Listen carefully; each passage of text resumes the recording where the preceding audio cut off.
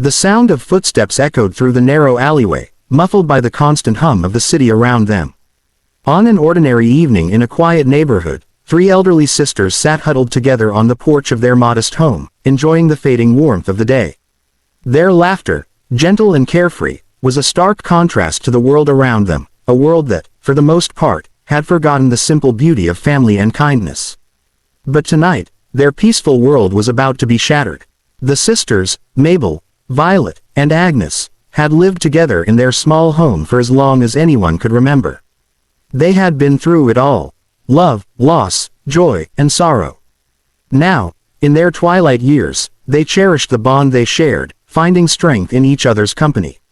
Though frail with age, their spirits were unyielding. But fate had other plans. As the sky darkened and the streetlights flickered to life, two men emerged from the shadows. Dressed in dark clothes, their faces obscured by masks, they walked with purpose.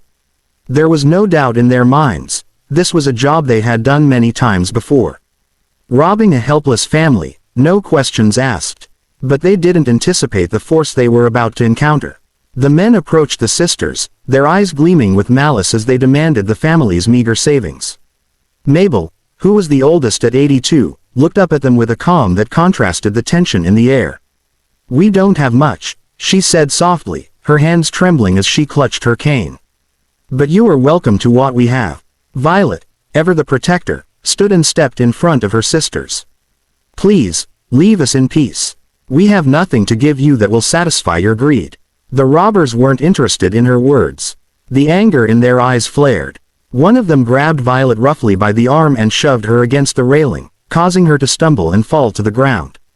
Agnes cried out, trying to rush to her sister's aid, but was quickly met with the second robber's forceful push, knocking her down as well. "Stay out of it, old woman," the man hissed at Agnes, spitting on the ground beside her. Mabel watched in helpless horror as her sisters were battered. Her heart raced, and her hands gripped her cane tighter, but there was nothing she could do. In that moment, everything she had known, the peace of her home, the love of her sisters, the safety of their lives, was slipping away. The robbers turned their attention to Mabel, dragging her to her feet. One of them raised his fist, preparing to strike. But just as his hand came down, a sharp bark echoed through the night. The robbers froze, confusion spreading across their faces. From the shadows of the alleyway, a figure emerged, a man, tall and broad, with the air of someone who had seen the worst the world had to offer. He was dressed in military fatigues, his boots heavy against the pavement. But it wasn't just his presence that made the robbers hesitate. At his side, AK-9, its eyes sharp, alert, and unwavering, stood at attention. The dog's growl was low but filled with an undeniable warning. It was clear this was no ordinary man, and certainly no ordinary dog. "You picked the wrong people to mess with," the man said, his voice calm but carrying an authority that left no room for argument. The robbers glanced at each other, assessing their options. One of them reached for a knife, but the man's hand shot out with lightning speed, grabbing the robber by the wrist and twisting it until the knife clattered to the ground. "Think twice before you make a move," he said again, his gaze cold and unflinching. With a roar, the K9 lunged forward, grabbing the other robber by the leg, forcing him to the ground with a grunt of pain.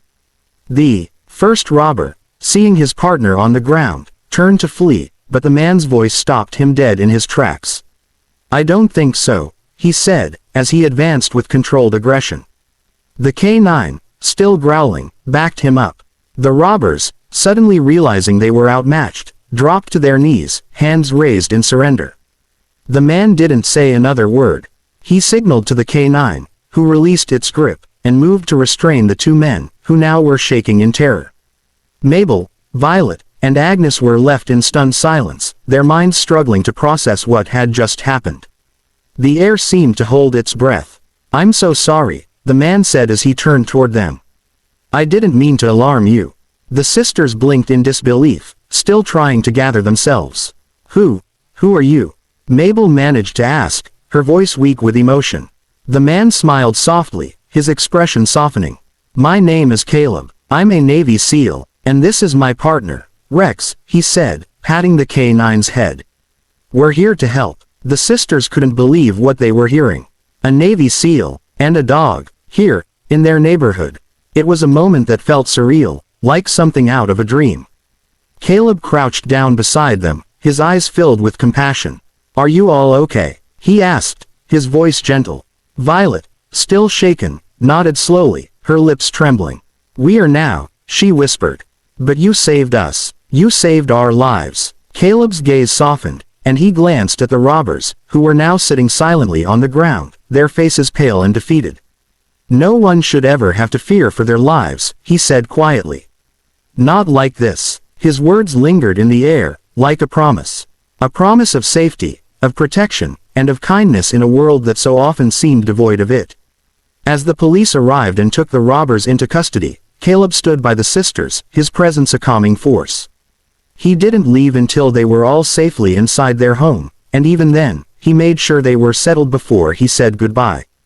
Before he left, Caleb looked at the sisters one last time and smiled. "Take care of each other," he said softly. "And remember, there's always help when you need it."